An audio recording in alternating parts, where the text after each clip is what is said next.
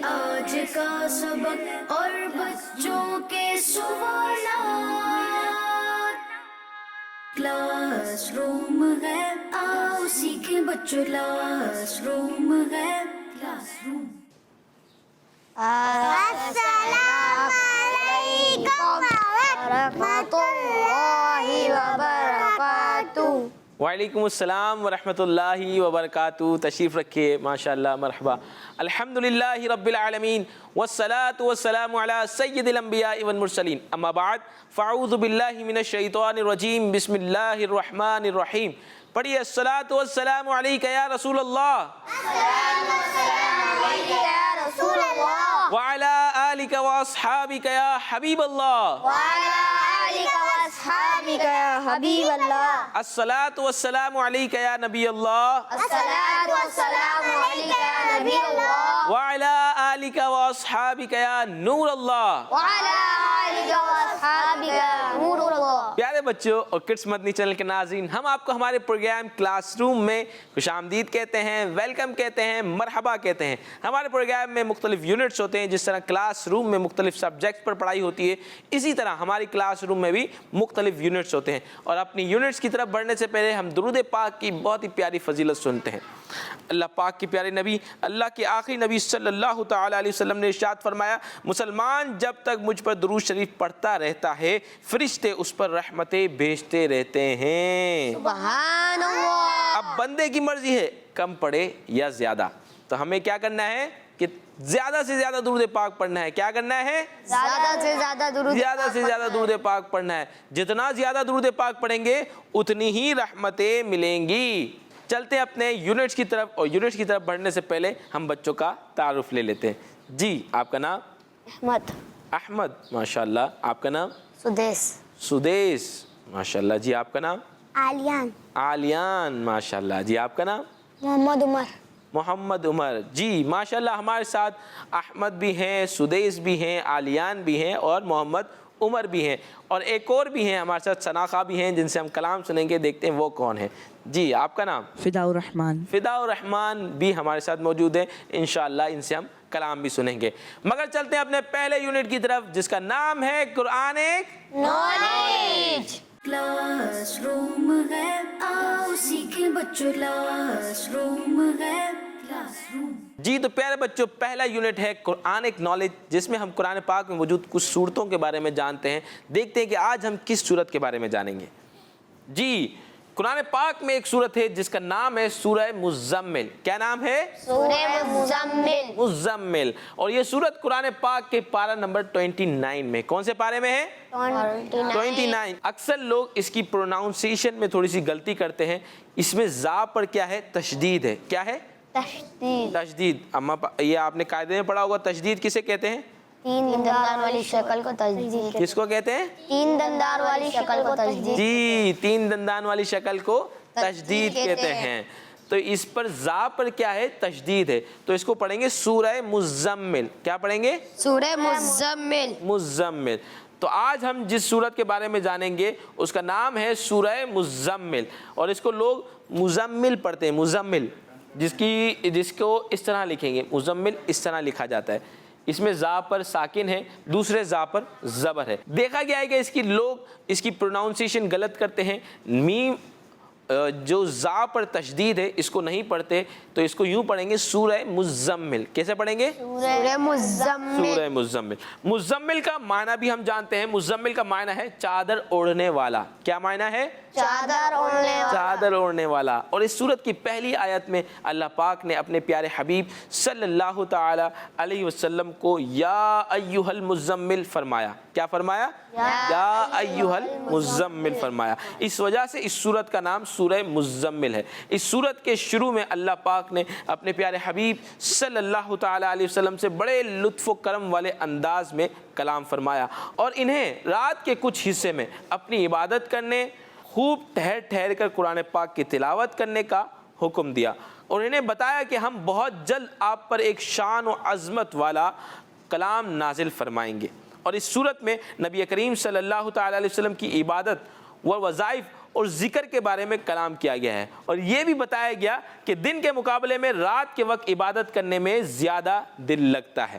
تو پیارے بچوں، بہت ہی پیاری صورت ہے۔ جب بھی ہم قرآن پاک پڑھیں تو کوشش کریں ساتھ ترجمہ بھی پڑھیں اور اس کی تفسیر بھی پڑھیں۔ تو آج قرآنک نالج میں ہم نے سورہ مزمل کے بارے میں جانا۔ تو پیارے بچوں، یہ تھا ہمارا یونٹ قرآنک نالج، جس میں ہم نے سورہ مزمل کے بارے میں جانا۔ اب چلتے ہیں اپنے نیکسٹ یونٹ کی طرف، جس کا نام ہے آئیں نعت پڑھیں۔ کلاس روم ہے، آؤ سیکھیں بچوں، کلاس روم ہے، کلاس روم۔ جی تو پیارے بچوں، یونٹ ہے آئیں نعت پڑھیں۔ ہمارے ساتھ فداء الرحمان بھائی موجود ہیں، دیکھتے ہیں کہ آج ہمیں یہ کون سا کلام سنا رہے ہیں۔ جی فداء الرحمان بھائی۔ بلا لو پھر مجھے اے شاہ بحر و بر مدینے۔ ماشاءاللہ، بلا لو پھر مجھے اے شاہ بحر و بر مدینے میں، یہ کلام بھی امیر اہل سنت دامت برکاتہم العالیہ کا ہے۔ سننے کی سعادت حاصل کریں گے، کوشش کریں جھوم جھوم کر سنیں، اس کو سمجھ کر سننے کی کوشش کریں۔ جب سمجھ کر سنیں گے تو انشاءاللہ ہمارے عشق رسول میں، محبت رسول میں، الفت رسول میں انشاءاللہ اضافہ ہوگا۔ تو تیار ہیں سب کلام سننے کے لیے؟ چلیں۔ اللہم صلی علی سیدنا و مولانا محمد، اللہم صلی علی سیدنا و مولانا محمد وعلی آلہ و صحبہ و بارک وسلم، وعلی آلہ و صحبہ و بارک وسلم۔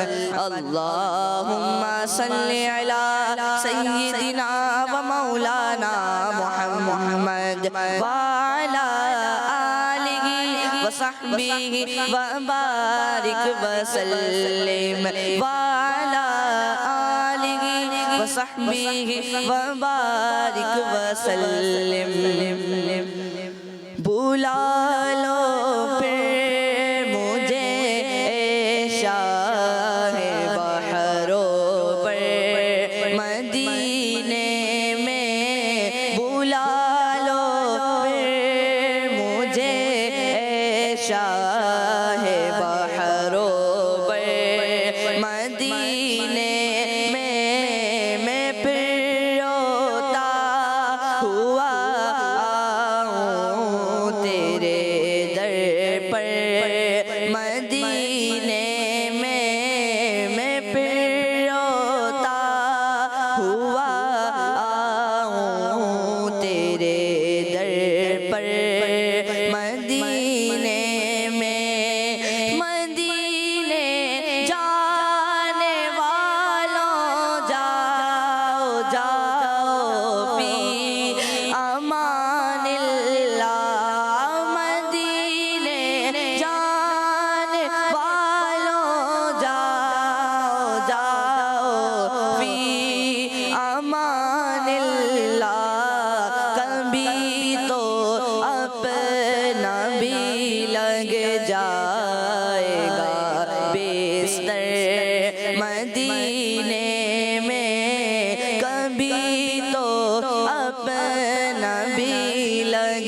جائے گا بستر مدینے میں، بلا لو پھر مجھے اے شاہ بحر و بر مدینے میں پھر روتا ہوا آؤں تیرے در پر، مدینے میں نہ ہو مایوس دیوانوں، پکارے جاؤ تم ان کو، نہ ہو مایوس دیوانوں، پکارے جاؤ تم ان کو، بلائیں گے تمہیں بھی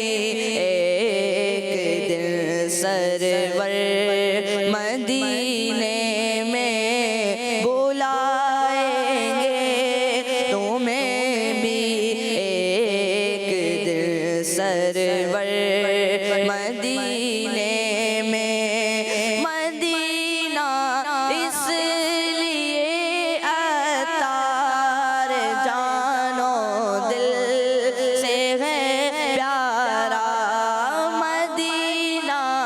اس لیے عطار جانو دل سے ہے پیارا کہ رہتے ہیں میرے آقا میرے سرور مدینے میں کہ رہتے ہیں میرے آقا میرے سرور مدینے میں بلا لو پھر مجھے اے شاہ بحر و بر مدینے میں پھر روتا ہوا آؤں تیرے در پر مدینے میں۔ سبحان اللہ، ماشاءاللہ، بہت ہی پیارا کلام امیر اہل سنت دامت برکاتہم العالیہ کا ہم نے سماعت کیا، سنا اور جھوم جھوم کے سننے کی سعادت حاصل کی۔ اب اس کے کچھ مشکل ورڈز ہیں جن کی میننگ بھی ہم سنتے ہیں۔ اس کلام میں یوز ہوا بلا لو پھر مجھے اے شاہ بحر و بر مدینے میں، تو بحر و بر کی میننگ کون بتائے گا؟ بحر و بر تھوڑا مشکل ورڈ ہے، میں بتاتا ہوں آپ کو۔ بحر کہتے ہیں سمندر کو، اور سمندر کے علاوہ جو خشک جگہ ہوتی ہے اسے کہتے ہیں بر۔ بحر کہتے ہیں سمندر کو اور بر کہتے ہیں خشک جگہ کو۔ تو بلا لو پھر مجھے اے شاہ، شاہ کہتے ہیں سردار، بڑے ہمارے سردار۔ تو یہاں کہا جا رہا ہے بلا لو پھر مجھے اے شاہ بحر و بر، یعنی سمندر اور خشکی کے سردار یعنی شاہ، ہمیں مدینے بلا لیں، یعنی پیارے آقا صلی اللہ تعالیٰ علیہ وسلم یہاں سے مراد ہے۔ پیارے آقا صلی اللہ تعالیٰ علیہ وسلم کے لیے کہا جا رہا ہے بلا لو پھر مجھے اے شاہ بحر و بر مدینے میں۔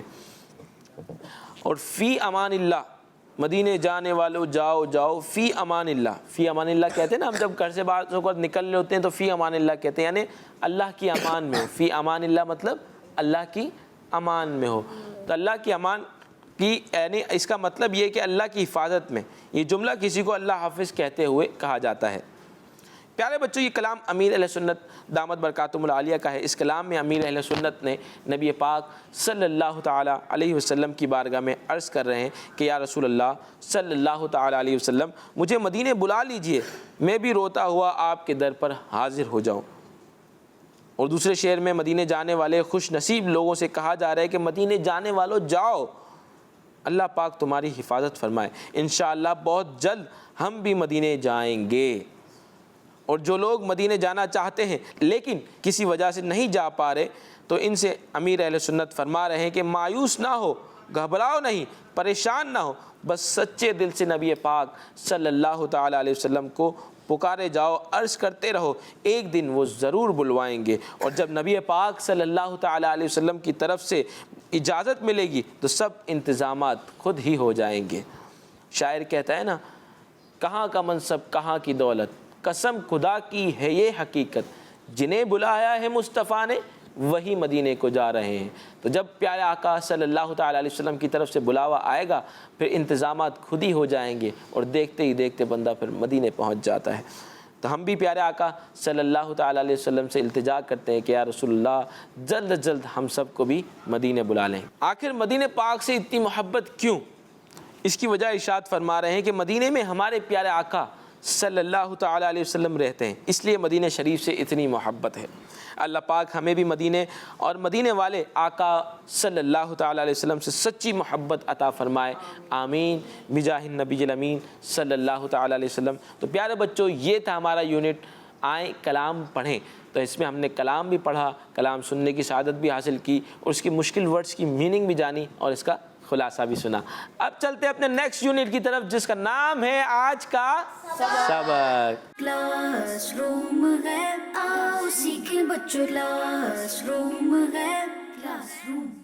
جی تو پیارے بچوں، یونٹ ہے ہمارا آج کا سبق۔ آج کے سبق میں ہم اسلام کی بنیادی باتیں حصہ 2 سے پڑھیں گے۔ کس سے پڑھیں گے؟ اسلام کی بنیادی باتیں حصہ 2 سے پڑھیں گے۔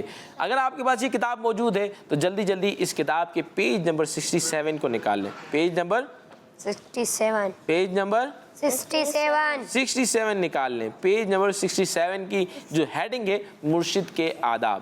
مرشد کے آداب. پیج نمبر 67 نکال لیں. اگر آپ کے پاس یہ کتاب موجود نہیں ہے تو یہ کتاب www.dawatislami.net پر آپ دیکھ سکتے ہیں. اس کتاب کو وہاں سے نکال لیں اور اس کے پیج نمبر 67 کو کھول لیں.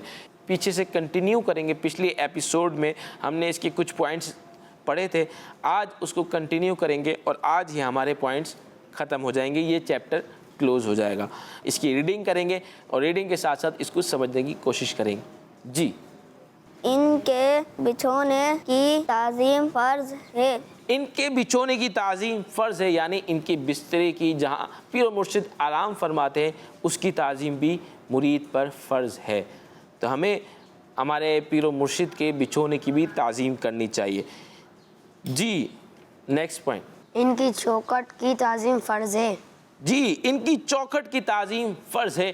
جی نیکسٹ. اپنے جاننے والوں کو انہی کا سمجھے. جی اگر اپنے جان و مال کو انہی کا سمجھیں گے تو اگر پیر و مرشد نے کسی چیز کو طلب کر لیا تو دینے میں گریز نہیں کریں گے. تو اپنے جان و مال کو انہی کا سمجھنا چاہیے کہ ہماری جان ہمارا مال یہ ہمارے پیر و مرشد کا ہے. اگر ہمیں کچھ دینے کی سعادت مل رہی ہے تو ہم نے کچھ کمال نہیں کیا, ہمارا جو کچھ بھی ہے وہ ہمارے پیر و مرشد کا ہے. کیوں؟ کیونکہ مرشد کے حقوق والد کے حقوق سے بھی زائد ہیں. نیکسٹ. ان سے کوئی اپنا حال چھپانے کی اجازت نہیں.